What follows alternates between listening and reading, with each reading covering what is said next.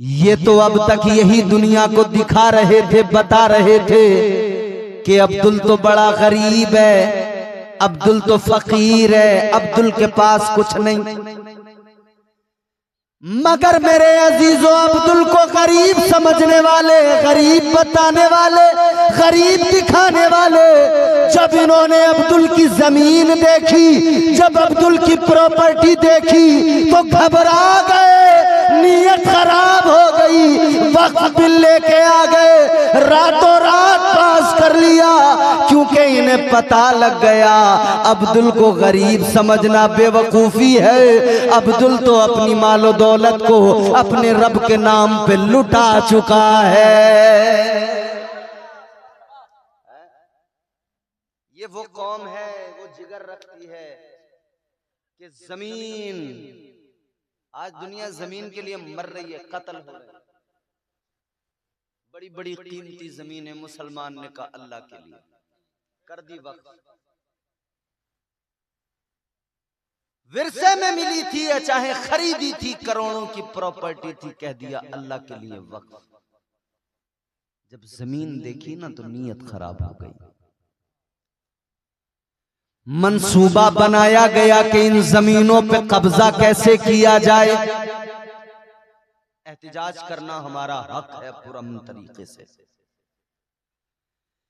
मंसूबा बनाया गया कि कैसे इन जमीनों पे कब्जा किया जाए, कैसे इन्हें कमजोर किया जाए, क्योंकि ये जानते हैं मुसलमान सूखी रोटी खा के गुजारा करेगा, दाल भात खा के गुजारा करेगा, मगर दीन में समझौता इसे गवारा नहीं है, कुरान में समझौता इसे गवारा नहीं है। ये अपनी मालो दौलत इस्लाम के लिए लुटा देता है। ये कमजोर है, गरीब है, अगर 500 कमाता है तो ये 200 इस्लाम के लिए वक्फ कर देता है। कभी जज्बा बेदार ज्यादा हो गया तो ये 400 भी इस्लाम के लिए वक्फ कर देता है। ये 100 में अपना गुजारा कर लेता है, 100 में अपने बच्चों को पाल लेता है, उसी में अपने बच्चों को अपने बच्चों की परवरिश कर लेता है। तो लोग घबरा गए, कहने लगे मंसूबा बनाओ, इसकी प्रॉपर्टी पे कब्जा करो। कर भी लिया, क्योंकि जबरन तो सब कुछ हो सकता है। लेकिन याद रहे मेरे अजीजों, अब मैं आपको अपने उन्वान की तरफ ला रहा हूं। याद रखना, वक्त बड़ा बलवान होता है। आज तुम ताकतवर हो, कल कोई और ताकतवर था, आने वाले कल में कोई और ताकतवर होगा। जितना करना है, जो कुछ करना है कर लो, मगर ये याद रखना वक्त बदलते देर नहीं लगती है। सुबह मगरूर को वो शाम भी कर देता है, शोहरतें छीन के गुमनाम भी कर देता है। वक्त से आंख मिलाने की हिमाकत न करो, वक्त इंसान को नीलाम भी कर देता है। वक्त से पंगा मत लेना कभी। आओ अब मैं आपको कुरान अजीम की वो सूरह मुबारका छोटी सी सूरत सुनाऊं जिसको मैंने मौजूए सुखन बनाया। अल्लाह ताला ने कुरान मजीद में ऐलान फरमाया, वल अस्र। आपने सैकड़ों मर्तबा अपनी नमाजों में इसको पढ़ा होगा, आपने अपने इमाम से क़िरात में इसको सुना होगा। छोटी सी सूरत, पहला फिक्रा, पहला कलमा, पहला टुकड़ा, वल अस्र। क्या माना? जमाने की कसम। क्या माना? बोलो जोर से। जमाने की कसम। कसम उठाने वाला कौन? अल्लाह। कसम उठाने वाली जात अल्लाह ताला परवरदिगार। क़िबला तशरीफ ले आए, ये उलमा हैं, उसूल जानते हैं कसम कब उठाई जाती है, कब उठाई जाती है। कसम उस वक्त में उठाई जाती है जब किसी को यकीन दिलाना मकसूद हो, अपने आप को सच्चा साबित करना मकसूद हो, मैं किसी बात को अगर जोर दे के कहूं, आप मानेंगे या नहीं मानेंगे मुझे ये भरोसा नहीं है, तो मैं कसम खा के कहूंगा कि मैं कसम खा के कहता हूं ये बात सच है, तो फिर आप मेरी कसम पे एतबार करके फिर आप मेरी बात को मान लेंगे। कहीं चोरी हो गई, 5,000 रुपए चोरी हो गए बिलफर्ज, 4 लोग बैठे हुए थे उस जगह पर, चारों से मालूम किया जा रहा है किसने चुराए। अपने आप को सच्चा साबित करने के लिए वो कसम खा रहे हैं, कहते हैं कसम से मैंने नहीं लिए। मतलब यकीन दिलाना मकसद है कि मैं जो कह रहा हूं वो सच है, मैं जो बोल रहा हूं वो सच है, मेरी हर बात में सदाकत है, मेरे हर लफ्ज में सदाकत है। कसम इसलिए खाई जाती है, कसम इसलिए उठाई जाती है कि यकीन दिलाया जा सके, खुद को सच्चा साबित किया जा सके। ऐ लोगों अब जरा गौर करना, बात इंसानों की हो तो कसम से यकीन दिलाया जाएगा, मगर मुझे बताओ सबसे बड़ा सच्चा कौन? तो जवाब आएगा जिसका हर लफ्ज सच्चा, हर कौल सच्चा, हर वादा सच्चा, वो जात मेरे परवरदिगार की है। सबसे बड़ा सच्चा तो मेरा अल्लाह है ना।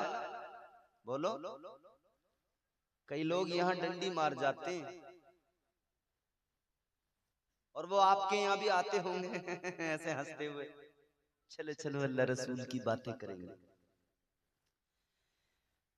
फिर जब आप उनसे मालूम करोगे, अकीदे की बात करोगे, अभी मुझसे कबल आपने अकीदे के ताल्लुक से सुन लिया, डंडी मार गए लोग अकीदे में। उन्होंने जब कुरान की आयत पढ़ी ना, इन्नल्लाह अला कुल्ली शैइन कदीर, तो वो भूल गए, हदें पार कर गए, कहने लगे अल्लाह हर शय पे कादिर है। तो बोले अल्लाह झूठ बोलने पे भी कादिर है। मैंने कहा तेरी बेगैरती कि तेरे दिमाग में झूठ ही आया। तू अगर तेरा दिमाग पाक होता, तेरी फिक्र पाक होती, तेरी सोच पाक होती, तेरा कल्ब पाक होता, तो तेरे दिमाग में अल्लाह की जात की तरफ ये ऐब कभी तू न लाता, बल्कि तू कहता अल्लाह पाक है, बेऐब है, लारैब है। तू कभी अपनी जबान पर ये जुमला नहीं लाता, मगर डंडी मार गए। बोले अल्लाह झूठ बोल तो सकता है मगर बोलता नहीं है। माज़अल्लाह, कहिए माज़अल्लाह। क्या आपको लगता है कि अल्लाह झूठ? बोलो भाई, हमारा अकीदा अल्लाह पाक है, बेऐब है, लारैब है। अल्लाह का हर कौल सच्चा, हर वादा सच्चा, हर लफ्ज सच्चा, कुरान सच्चा, उसने जो नबी रसूल भेजे सच्चे, उसने जो आयतें नाजिल की सारी आयतें सच्ची, हर हर लफ्ज सच्चा, उसका कलाम सच्चा, उसका पयाम सच्चा, उसका जिब्राइल सच्चा, उसका मीकाईल सच्चा, उसका इसराफील सच्चा, उसका इजराइल सच्चा, तमाम अल्लाह ताला के बनाए फरिश्ते सच्चे, अल्लाह के पैगंबर सच्चे, और इन सब सच्चों में अल्लाह ने सबसे बड़ा सच्चा जो बनाया वो मुस्तफा जाने रहमत को बनाया है, आमिना के लाल को बनाया है। इसीलिए तो मेरे आला हज़रत फरमाते सारे अच्छों में अच्छा समझिए जिसे, सारे अच्छों में अच्छा समझिए जिसे, है उस अच्छे से अच्छा हमारा नबी, है उस अच्छा अच्छे से अच्छा हमारा, सबसे अच्छा, सबसे प्यारा, सबसे सच्चा अल्लाह ने अपने महबूब को बनाया। सच्चे ने सच्चे को बनाया। तो अल्लाह की बारगाह में अर्ज किया जाए, मौला तू सबसे बड़ा सच्चा, तुझे कसम की जरूरत क्या पड़ी? तूने कसम क्यों उठाई? ये कुरान में जो कस्में हैं ये किस लिए? ताजदारे मदीना वाली ये कायनात मुस्तफा जाने रहमत के प्यारे गुलामों, गौर से सुनो। आप आलम ख्याल में, आलम रुया में जब अल्लाह की बारगाह में अर्ज गुजार होंगे, या अल्लाह तुझे कसम की क्या जरूरत, तो जवाब आएगा, बंदो यकीनन मुझे कसम की जरूरत नहीं, मगर जब तुम्हारा रब कसम उठाता है, अल्लाह ताला के हर काम में हिकमत है। जब तुम्हारा परवरदिगार कसम उठाता है तो जिस चीज की कसम उठाता है उसकी अहमियत को बयान करना मकसद होता है। जब अल्लाह किसी शय की कसम उठाता है तो उसकी इज्जत को बढ़ाना मकसद होता है, उसकी अहमियत को बयान करना मकसद होता है। अजीजाने गिरामी उल कद्र, गौर फरमाइए, अल्लाह ताला ने यहाँ वक्त की कसम उठाई, फरमाया वल अस्र, जमाने की कसम, तो गोया साफ हो गई बात। अल्लाह ताला ने यहाँ पर वक्त की अहमियत को बयान फरमाया। वक्त की अहमियत क्या होती है? वक्त बड़ा बलवान होता है। याद रखना मेरे अजीजों, अल्लाह ताला ने वक्त की अहमियत को बयान किया और गोया मिजाज दे दिया, वक्त की कद्र किया करो।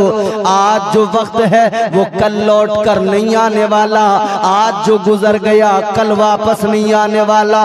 वक्त का चरखा चल रहा है, वक्त का पहिया घूम रहा है। आप किसी नदी के पुल पे खड़े हो जाइए, जो पानी एक मर्तबा पुल के नीचे से गुजर जाता है वो दोबारा लौटकर उस पुल के नीचे नहीं आता है। एक मर्तबा गुजर गया सो गुजर गया, वक्त का पहिया घूम गया सो घूम गया। एक मर्तबा जो वक्त गुजर गया सो गुजर गया, वापस नहीं आने वाला। अगर फिर भी यकीन नहीं होता हो तो इन बुजुर्गों से याद, इन बुजुर्गों के पास बैठो, इनसे मालूम कर लो, ये बताएंगे कभी इनका बचपन भी हुआ करता था, कभी ये जवान भी हुआ करते थे, कभी जवानी का ज़ौम भी हुआ करता था, कभी इनके भी बाल काले हुआ करते थे। आज जिनकी कमर झुक गई, आज जिनके बाल सफेद हो गए, आज जो कमजोर हो गए, आज जो चलने में नकाहत कमजोरी महसूस करते हैं, कल बड़ी ताकत थी, तवानाई थी। ऐ नौजवानों, आज तुम्हारी ताकत क्या है? जो कल इनके अंदर ताकत अल्लाह ने इन्हें दी थी, ये बड़े तवाना थे, तंदुरुस्त थे, लेकिन जवानी गई, वक्त गुजर गया, वक्त गया वापस नहीं आने वाला। जवानी गई वापस नहीं आने वाली, बचपन निकल गया वापस नहीं आने वाला। इतना जान लो, वक्त गया गया फिर दोबारा लौट के नहीं आता है। आता है क्या लौट कर? वक्त नहीं आता ना लौट कर। किसी के, आप किसी से भी जाकर मालूम कर लें, किसी से भी आप मुसलमान से मालूम करें, गैर मुस्लिम से मालूम करें, वो भी इस बात को मानता है, कहता है वक्त गया सो गया। अजीजा ने गिरामीउल कद्र, तो अल्लाह ताला ने वक्त की कसम को याद किया, वक्त की कसम उठाई, जमाने की कसम उठाई। जमाना वक्त को कहते हैं। किसको? बोलो भाई, किसे कहते हैं जमाना? वक्त को। अगर बात जमाने की करें, वक्त की करें, तो फिर एक सवाल बनता है, या अल्लाह तूने कौन से वक्त की कसम उठाई? ऐ परवरदिगार, तूने जमाने की कसम याद की, कौन से जमाने की कसम याद की? माइक वाले जिधर भी हो लौट के आए और थोड़ी सी आकर आवाज बढ़ाएं, और आप लोग भी जरा मोहब्बत के साथ सुनाएं, सुभान अल्लाह। कौन से वक्त की कसम, कौन से जमाने की कसम। तो वक्त तो सारा अल्लाह ने बनाया, जमाना तो सारा अल्लाह ने बनाया, ये जमाना भी अल्लाह ने बनाया, जो गुजर गया वो जमाना भी अल्लाह ने बनाया। हजरत आदम अलैहिस्सलाम ने अपनी कौम को जब तबलीग की, वो भी एक जमाना था, वो जमाना भी अल्लाह ताला ने बनाया। फिर दूसरा जमाना, जमाने बदलते चले गए, जमाने गुजरते चले गए, ये सारे जमाने अल्लाह ताला ने बनाए, ये सारे जमाने परवरदिगार ने बनाए, सारे जमाने अल्लाह के।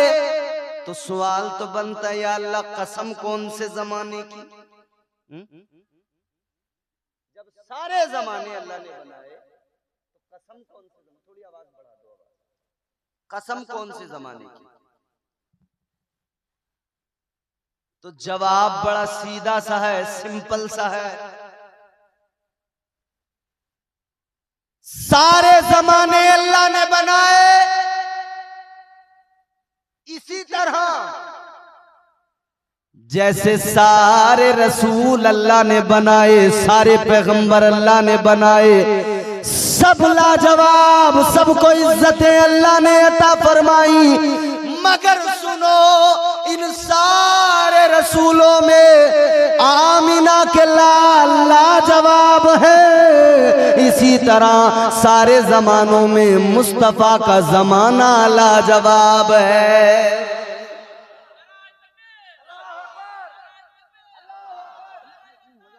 पता नहीं कैसा खुश्क माई,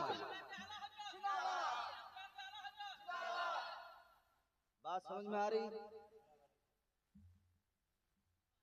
ये जो दुनिया में है कुल खजाना मेरे हुजूर का है, और हर जमाना मेरे हुजूर का है।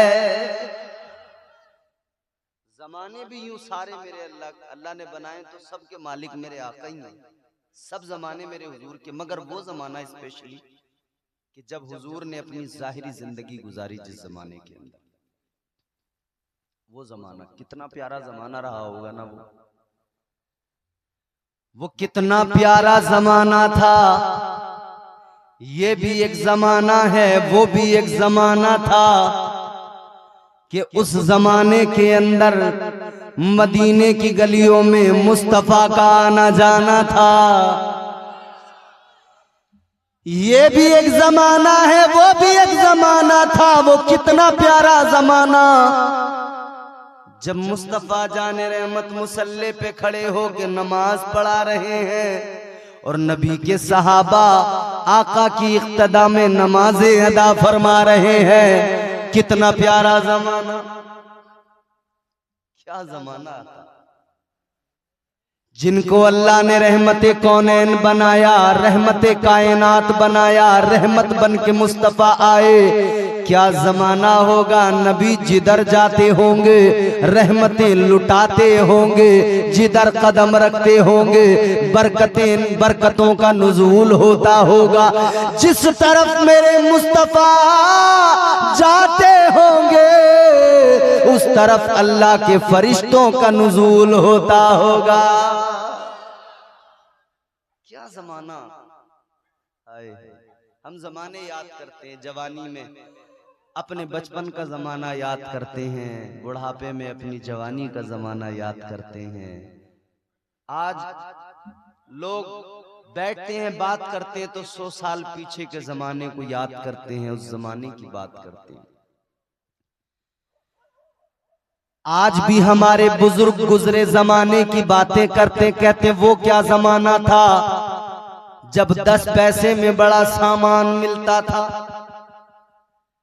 25 पैसे चलते थे और बड़े धमाकेदार 1 किलो शक्कर यानी चीनी मिलती थी 25 पैसे में। बच्चे अपने माँ बाप से मांगते थे तो 1 आना 2 आना, और आज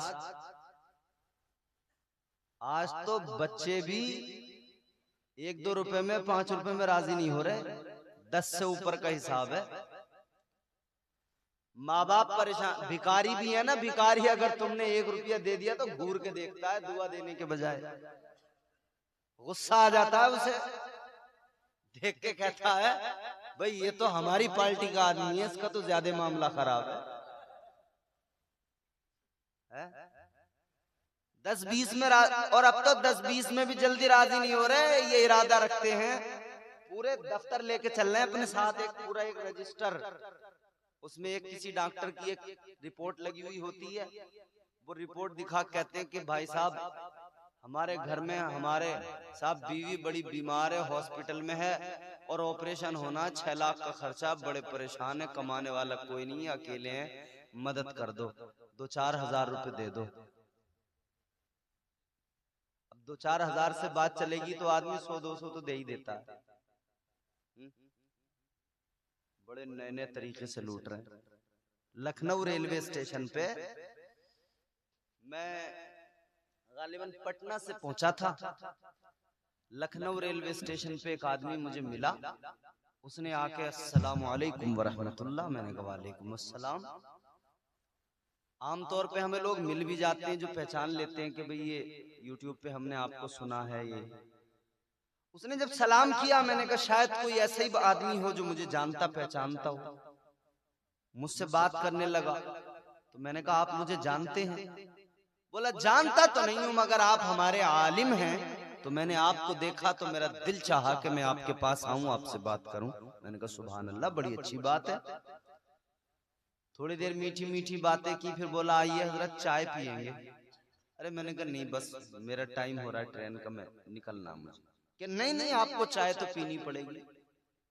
जबरदस्ती ले गया, 1 कप चाय पिलाई और चाय पिला के मुझसे एक तरफ को मुझे एक साइड में ले जाके मुझसे बोला हजरत क्या महसूस कर रहे हैं आप मुझे देख के?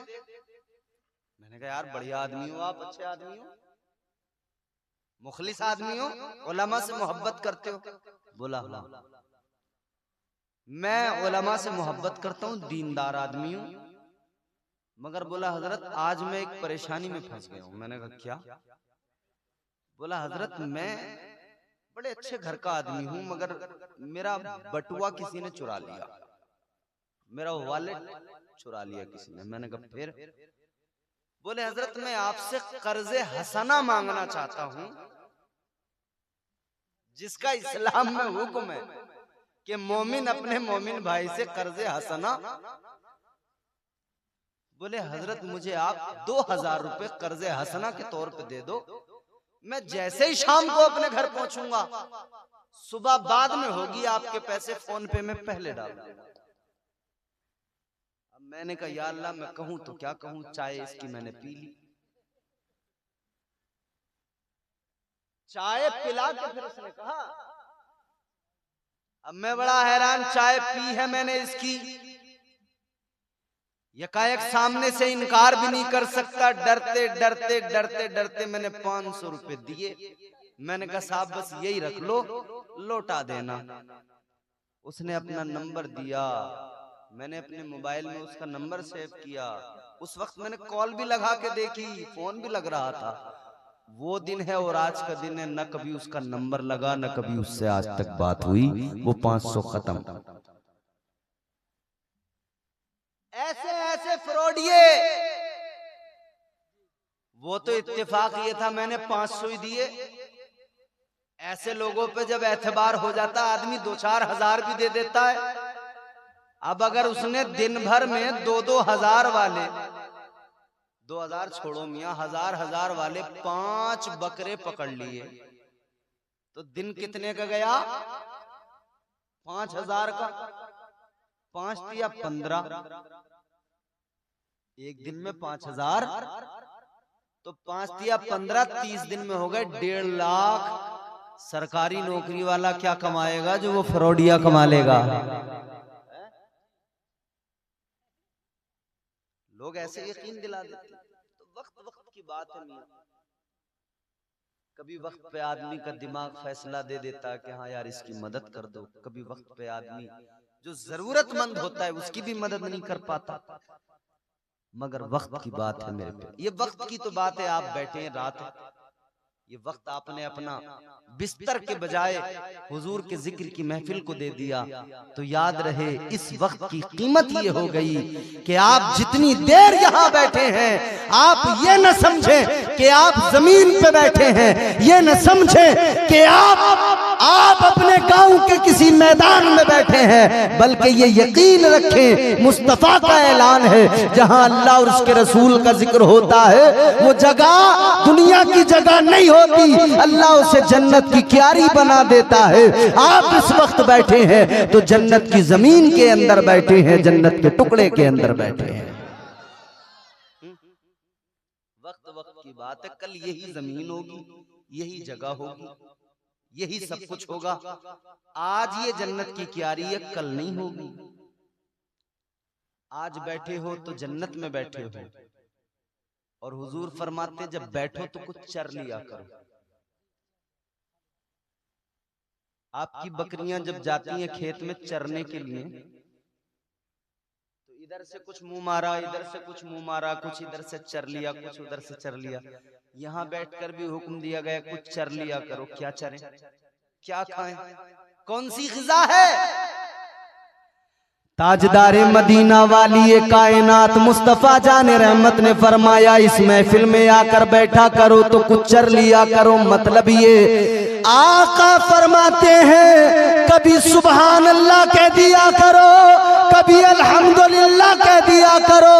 तुम सुबहान अल्लाह एक मर्तबा कहोगे, तुम्हारे नामे आमाल में अल्लाह ताला 90 नेकियां दर्ज फरमा देगा। एक एक नेकी की अहमियत का पता लगेगा। ये भी एक वक्त है, वो भी एक वक्त होगा। उस वक्त में ये वक्त याद आएगा जब अल्लाह की अदालत कायम होगी, रब के हुजूर खड़े होंगे, आमालनामा खुला होगा, दुनिया में जो कुछ किया वो सामने होगा, रजिस्टर खुल गया। ये अल्लाह ने किरामन कातिबीन 2 फरिश्ते मुकर्रर किए हैं। आप रेलवे स्टेशन पे जाते हैं, एयरपोर्ट पे जाते हैं, सरकारी दफ्तर में जाते हैं, सीसीटीवी कैमरे लगे हुए होते नहीं। मैं आसान बिल्कुल आसान करके समझाने की कोशिश कर रहा हूं आपको। सीसीटीवी कैमरे लगे हुए होते हैं, किस लिए, उनका काम क्या है? आप जो कुछ कर रहे हैं, एक आदमी कंट्रोल रूम में बैठा है, सारे कैमरों की वीडियो शो हो रही है, वो देख रहा है, नजर रख रहा है। अगर आपने कोई चीज उठाकर जेब में रख ली, किसी दुकान पे जाकर कोई चोरी कर ली, उसने कैद कर लिया सीसीटीवी कैमरे ने, पता लग जाएगा आपने ये किया वो किया। तो जहां लिखा हुआ रहता है ना कि आप सीसीटीवी कैमरे की निगरानी में हैं, तो आदमी जरा संभल के चलता है। एक नौजवान, उसे आप तन्हाई में कमरे में बंद कर दें किसी खातून के साथ, किसी खातून के साथ कमरे में बंद हो वो, बस उसे इतना बता दो कि यहां सीसीटीवी कैमरा लगा हुआ है। उस औरत से कितनी दूर बैठेगा? क्योंकि उसे पता होगा इधर जो कुछ भी करूंगा बाहर सब देखा जा रहा है। ओ अल्लाह के बंदो, सोचने वाली बात यह है, सीसीटीवी कैमरा लगा हुआ हो तो डर रहता है, खौफ रहता है, सोचते रहते हो इधर जो कुछ करूंगा उधर देखा जा रहा है। तो फिर दुनिया में हो ये क्यों नहीं सोचते इधर जो कुछ कर रहा हूं ये किरामन कातिबीन देख रहे हैं, रिकॉर्ड कर रहे हैं, सब लिख रहे हैं। जो भी इधर करूंगा ये अल्लाह की अदालत में सब का सब पेश कर देंगे। सीसीटीवी कैमरे से डरने वालों, अल्लाह से डरो।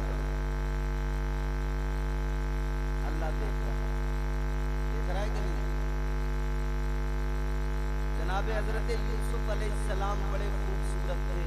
जुलेखा उनका दिल आ गया, अपने साथ ले गई। 7 कमरे थे, कमरे के अंदर कमरा, कमरे के अंदर कमरा, कमरे के अंदर कमरा, दरवाजे के पीछे दरवाजा, दरवाजे के पीछे दरवाजा, 7 दरवाजे, 7 कमरे। आपको अंदर ले गई, 7 दरवाजों में ताले, सब लॉक कर दिया। 7वें कमरे के अंदर जाकर बोली, यूसुफ करो जल्दी निकलना। कहने लगी कालत हई तलक, ऐ यूसुफ जो करना है जल्दी करो। आज के नौजवानों सबक हासिल करो। आपको अगर जरा सा कोना मिल जाए, जरा सी आड़ मिल जाए, क्या हालात है। अच्छा अब तो वो भी शर्म हया खत्म हो गई आड़ वाली, अब तो खुलेआम लिपटना चिपकना सब हो रहा, शर्म आती है अच्छे भले लोग को, अच्छे भले आदमी। दिल्ली में जाके देखो, मेट्रो में जाओगे तो वहां चिपके लिपटे हुए नजर आएंगे, सड़कों पे देखो तो चिपके हुए नजर आएंगे।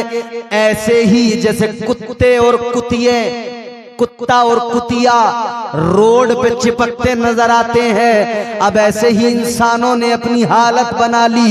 अल्लाह रहम करे, क्यों ना इंसानों पर नए नए अजाब आए, क्यों ना नई नई मुसीबतें आए, क्योंकि इन्होंने गैरत का जनाजा उठा दिया। अल्लाह रहम फरमाए। मगर सुनो मेरे अजीजों, गौर से सुनो, जरा सी कोई जगह मिली, वाहियात काम शुरू हो गए, बेहयाई शुरू हो गई, बेगैरती शुरू हो गई। मगर आओ जरा सबक हासिल करो। अल्लाह ताला के प्यारे पैगंबर जनाब हजरत यूसुफ अलैहिस्सलाम, 7 कमरे, 7 दरवाजे, ताले लगे हुए हैं, 7वें कमरे के अंदर है। जनाब जुलेखा कहती हैं यूसुफ जो करना है जल्दी करो। जनाब यूसुफ अलैहिस्सलाम ने फरमाया, काल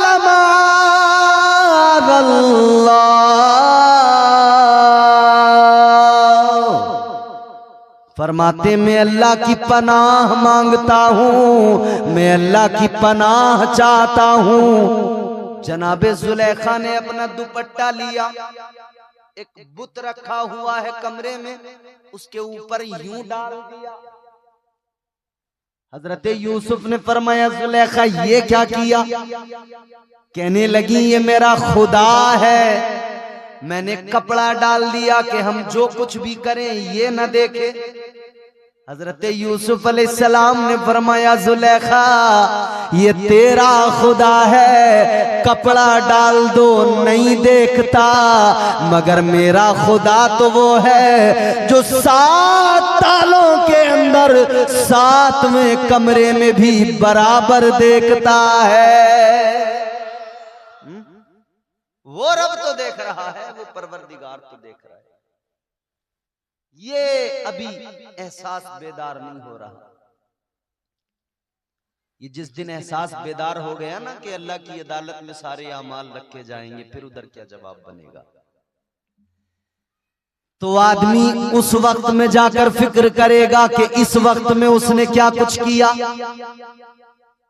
अच्छा इधर तो किसी ने चोरी की, चोरी करके मना कर देगा साहब मैंने नहीं की। वो तो पुलिस है जो मार मार के इकरार करवा लेती है। पुलिस तो उससे भी मनवा लेती है जिसने काम ही नहीं किया हो, इनोसेंट आदमी हो, इनोसेंट बंदा। और जब पुलिस मारती है कुछ किया ना हो, मगर फिर भी देख के कहता है, जब वो पटा आता है ना सामने जिस पे लिखा रहता आन मिलो सजना, तो देख के कहता हाँ जी मैं नहीं की है चोरी, बस मारो मत मुझे। मगर मेरे अजीजों गौर से सुनो, इधर बंदा जुर्म करके इनकार कर देता है, मगर अल्लाह की अदालत में जो भी जुर्म किया है इधर उधर इनकार की कोई सूरत ही नहीं बनती, क्योंकि सारा सब कुछ सामने होगा, सब याद आ जाएगा, छोटे से छोटा गुनाह भी याद आ जाएगा। मैंने ये गुनाह किया था, मैंने ये किया था, मैंने वो किया था। फिर नदामत के सिवा कुछ नहीं, शर्म ही शर्म, नदामत ही नदामत। फिर अल्लाह की अदालत में ये कहेगा, या अल्लाह मुझे थोड़ी सी मोहलत मिल जाए, वक्त मिल जाए, एक बार मुझे दोबारा से जिंदगी मिल जाए ताकि जो कुछ मैंने गलत किया इसको सही कर सकूं।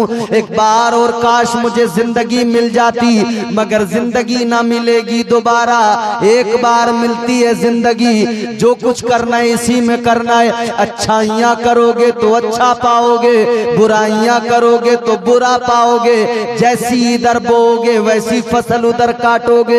याद रखना ये वक्त है जो उस वक्त को कामयाब बनाता है, तो इस वक्त में उस वक्त को याद करना जरूरी है।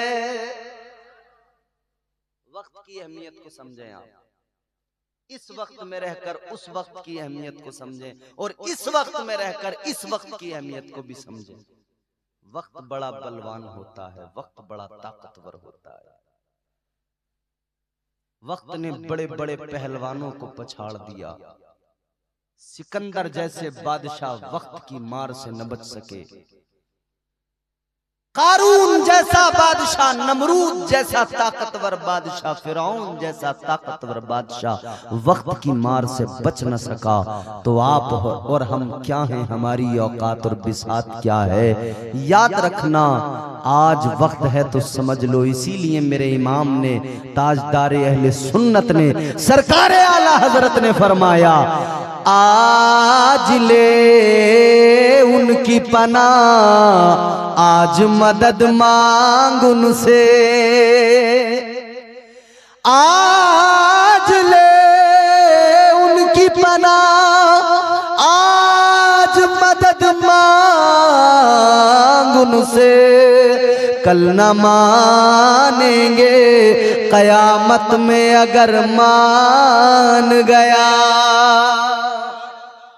आज वक्त है, आज समझ जा, आज अपने आप को बेहतर बना ले। वक्त की अहमियत को समझ, वक्त की कद्र कर। आगे बढ़ो मेरे अजीजों। यहां तो मैंने आपको बस इतना समझाया वक्त क्या है। अगर वक्त पे ही हम बात करते चले जाएं तो रात निकल जाएगी, बात खत्म नहीं होगी। मगर हमने और भी एक दो बातें आपकी खिदमत में पेश करनी है। बात आपकी समझ में आ गई होगी कि वक्त बड़ा ताकतवर होता है, वक्त की कद्र करना चाहिए। तो अब नौजवानों, मेरा बिलखुसूस इस तमाम गुफ्तगू का लुब्बे लुबाब आपके लिए, और ये फाइनल आखिरी जुमला आपके लिए, वक्त की कद्र करो। तुम मोबाइल पर 4-4 घंटे जो फिल्में देखकर वक्त बर्बाद कर रहे हो, ये वक्त लौट कर नहीं आएगा। इस वक्त की कद्र कर लो। अगर मोबाइल का शौक ज्यादा है तो मोबाइल पर फिल्में ड्रामे न देखो, बल्कि अगर मोबाइल पर ही दिल लगता है तो चलो मोबाइल पर हुजूर की नातें सुन लिया करो, अल्लाह का कलाम कुरान सुन लिया करो, उलमा के बयानात सुन लिया करो, मौजूद है। मगर वक्त को यूं फिल्मों में, ड्रामों में, सीरियलों में, गंदी वीडियोस में बर्बाद न करो। और गलियों के नुक्कड़ों पे खड़े होकर भी वक्त बर्बाद न करो। जो अपनी आती जाती बहनों को खड़े होकर तकते हो ना, और टाइम बर्बाद कर दिया। दीवानगी में पता ही नहीं लगा कि कब 2 घंटे गुजर गए। 12 बजे स्कूल की छुट्टी होगी, 11 बजे से आके खड़ा हो गया, 2 बजे हट रहा स्कूल के गेट से। तुझे क्या मिला? तेरा वक्त बर्बाद हुआ। ये नफ्स तेरा तुझे बहकाता है, कहता है यार लज्जतें लज्जतें लज्जतें, चलना सुकून मिलेगा, चलना मजा आएगा। मगर इस मजे की सजा जानते हो? आज अगर तुम मजे की खातिर अपना वक्त बर्बाद करते रहे और दुनिया के मजे की खातिर आप दुनिया की रंगीनियों में अपनी निगाहों को से अपनी आंखों को सेकने में लग गए तो याद रखना कल यही आंखें होंगी और जहन्नम की आग होगी। आज जो अपना वजूद लेकर खड़े हो बुराई के अड्डे पे, जो जुए के अड्डे पे अपना वक्त बर्बाद कर रहे हो, लॉटरी का टिकट खरीद के समझ रहे हो करोड़पति बन जाऊंगा और वक्त बर्बाद कर रहे हो, हराम की दौलत के लिए वक्त बर्बाद कर रहे हो, हलाल रोजी कमाने से तुम्हारा नफ्स रोक रहा है, जो शराब के अड्डे पे वक्त बर्बाद कर रहे हो, याद रखना इस वक्त का हिसाब हमें देना पड़ेगा। अल्लाह ताला ने दोज़ख भी बनाई हुई है, बड़ी खतरनाक है दोज़ख। नाम सुना है जहन्नम का? बोलो, सुना है नाम जहन्नम का? नाम ही सुना होगा, अभी पता नहीं है क्या खतरनाक है। अंग्रेज काले पानी की सजा सुनाते थे, आज तक लोग काले पानी की सजा की बातें करते थे। साफ बड़ी खतरनाक सजा थी काले पानी। स्वतंत्रता सेनानियों को काले पानी की सजा दी। फ्रीडम फाइटर्स जो हमारे मुजाहिदीन जंगे आजादी, उनको काले पानी की सजा अंग्रेजों ने दी। बड़ी खतरनाक जगह थी, बहुत खतरनाक जगह थी, आज भी जिक्र होता है। दुनिया की खतरनाक जगह काले पानी की सजा, इसकी तो बात करते हो, मगर जो आखिरत में अजाब है, अल्लाह ताला ने जो दोज़ख बनाई है और दोज़ख में जो आग भड़काई है, उसे भी याद किया करो। दुनिया में आग जलाते हो, होती है खतरनाक। बीड़ी पीने वाला आदमी, सिगरेट पीने वाला आदमी, माचिस की तिल्ली यानी सलाई, जब उसको यूं जला के अपनी बीड़ी जला रहा होता है, सिगरेट जला रहा होता है, और वो जो सलाई है जब पूरी जल जाती है और वो आग जरा सी यहां उंगली पे लगती है ना, आदमी उछल जाता है। जो लोग बीड़ी पीते होंगे उनका तजुर्बा होगा। वो आग जैसी उंगली के पास तक उसकी हरारत आई, फौरन फेंक दिया, उछल गया उंगली को मुंह में ठंडा करने के लिए, भाई जल गई उंगली। अमा मियां, ये आग जो तुम्हारे कंट्रोल में है, जिसको तुमने एक डब्बी में कैद करके जेब में रख लिया है, जब चाहो जलाओ, जब चाहो बुझाओ, वो आग उसकी अगर हरारत उंगली तक पहुंचे तो बर्दाश्त नहीं होता, तड़प जाते हो। तो सोचो ना जहन्नम की आग कितनी खतरनाक होगी। उस आग के बारे में सोचा कभी? मैं बताता हूं। इधर दुनिया में आग जलाते हो, घर में आग जलती है रोजाना खाना बनाने के लिए। इस आग में होती है रोशनी, होती है कि नहीं? अंधेरे में आग जलाओगे तो वहां पे फिर उजाला होगा कि नहीं होगा? बोलो, होगा ना? अंधेरे में आग जलाओ तो उजाला हो जाता है। मतलब ये कि दुनिया की आग में रोशनी अल्लाह ने रखी है। ये आग दुनिया की रोशन है, मगर आखिरत में वो जो जहन्नम की आग है बड़ी खतरनाक है। उसमें उजाला नहीं, फुल ब्लैक, बिल्कुल काली सियाह, बिल्कुल काली आग है, बड़ी खतरनाक। कितनी खतरनाक? अल्लाहु अकबर। फरमाया मेरे मदनी करीम आका ने, अगर जहन्नम की आग जरा सी, कितनी? फरमाया अगर सुई के सुराख की बराबर जहन्नम को खोल दिया जाए, वो सुई का सुराख जिसमें धागा डाला जाता है, फरमाया गया अगर सुई के सुराख के बराबर जहन्नम को खोल दिया जाए और जहन्नम की आग जरा सी दुनिया में दाखिल कर दी जाए, फरमाया गया वो वो इतनी खतरनाक आग है कि उस आग से पूरी दुनिया में अंधेरा भी हो जाएगा, और उस आग की जो आवाज है उससे दुनिया के लोगों के कान भी फटने लगेंगे, और उसके अंदर जो बदबू है उसकी वजह से और आग की हरारत की वजह से एक लम्हे में सारी दुनिया के लोग मर जाएंगे। अल्लाह अकबर, इतनी खतरनाक आग है। हम भूल गए दोज़ख की आग के बारे में, हमने कभी सुनना भी नहीं चाहा। हमने तो बस सुनना भी चाहा तो यही कि मौलवी साहब आए और बस यहाँ हमसे कहें एक बार सुभान अल्लाह कहो, तुम्हारा जन्नत में बढ़िया महल। ना ना मेरे प्यारे, नेकियां मिलती हैं यकीनन, मगर सिर्फ एक मर्तबा सुभान अल्लाह कहने में तू जन्नती नहीं हो जाएगा।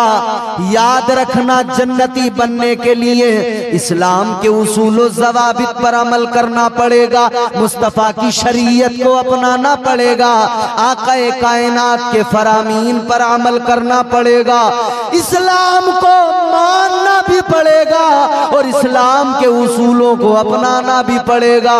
इस्लाम ने कहा नमाज फर्ज है दिन में 5 मर्तबा, तो 5 मर्तबा फर्ज है, नमाज पढ़ना होगी। नहीं पढ़ेगा तो फिर याद रखना आखिरत में नुकसान उठाएगा। कितने लोग हैं जिन्हें आज तक नमाज भी याद नहीं। ये लोग इस्लाम बचाने की बात करते हो, तू अपनी नमाज बचाने की फिक्र तक नहीं करता, तू इस्लाम को कैसे बचाएगा? बोलो भाई, क्या ये सच नहीं है? कितने जवान ऐसे हैं जिन्हें कलमा तक पढ़ना नहीं आता, और तू अपने इस्लाम की तो फिक्र कर ले, अपने ईमान की तो फिक्र कर ले, तुझे कलमा नहीं आता, क्या उम्मीद लगाई जाए तुझसे? तू कुरान नहीं पढ़ सकता, कुरान की 2 आयतें नहीं पढ़ सकता।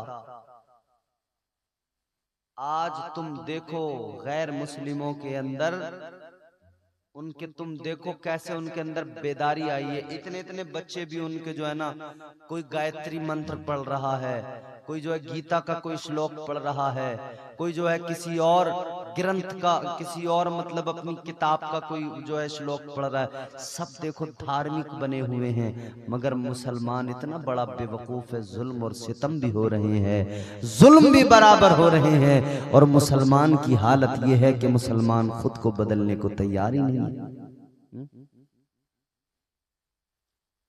बदल डालो मेरे अजीजों, अपनी जिंदगियां बदल डालो, अपना तर्ज जिंदगानी बदल डालो, वरना याद रखो आज वक्त बिल गया, वक्त बिला के इसके जरिए तुम्हारी जमीनों पे कब्जा है, कल तुम्हें बिल्कुल पैदल कर दिया जाएगा।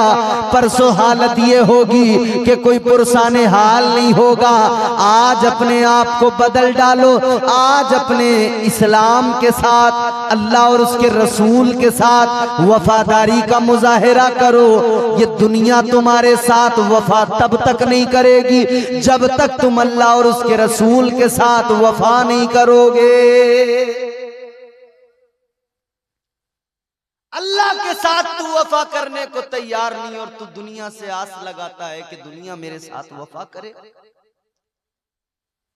क्या हुआ, बिहार का मुसलमान आस लगाए बैठा था ना कि नीतीश बाबू वफा करेंगे, वक्फ बिल के मामले में मुसलमानों का साथ देंगे, नहीं दिया ना। अरे बेवकूफ, कब तक बनता रहेगा मुसलमान? ये सब तेरा बेवकूफ बनाकर सिर्फ वोट लेते हैं। तुझे खुद को बदलना होगा, खुद में अपने आप को बेदार करना होगा। तू कब तक बेवकूफ बनता रहेगा? तुझे ये समझना पड़ेगा तेरा अपना कौन है और तेरा दुश्मन कौन है। बड़ा लोगों ने एतमाद किया था चंद्रबाबू नायडू पे आंध्रा में। बोले ये साहब हमारे मसीहा हैं। तू मसीहा तलाश करने चला था, मसीहा वो तो तेरी आस्तीन का सांप बन गया, उसी ने डस लिया तुझे।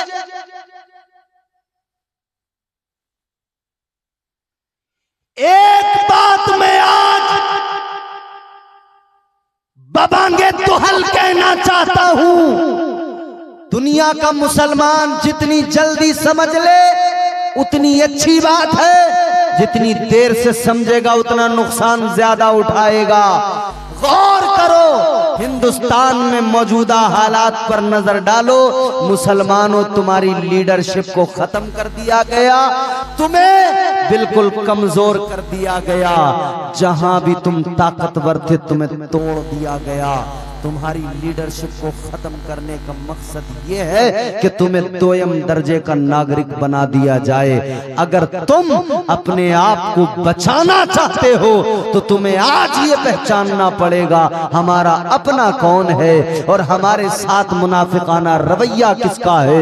याद रखना, एक इंसान आज भी तुम्हें चिल्ला चिल्ला के बता रहा है अपनी लीडरशिप मजबूत कर लो, अपने आप को मजबूत कर लो। अगर तुम अपने आप को आज मजबूत करोगे तो तुम्हारी नस्लों को इसका फायदा मिलेगा, तुम्हारी आने वाली नस्लों का मुस्तकबिल महफूज हो जाएगा। और अगर आज तुम नहीं समझे, बटे रहे, और अगर तुम आज आंखें खोलकर नहीं देखोगे तो सिर्फ नुकसान ही नुकसान होगा, खसारा ही खसारा होगा, हर तरफ से नुकसान।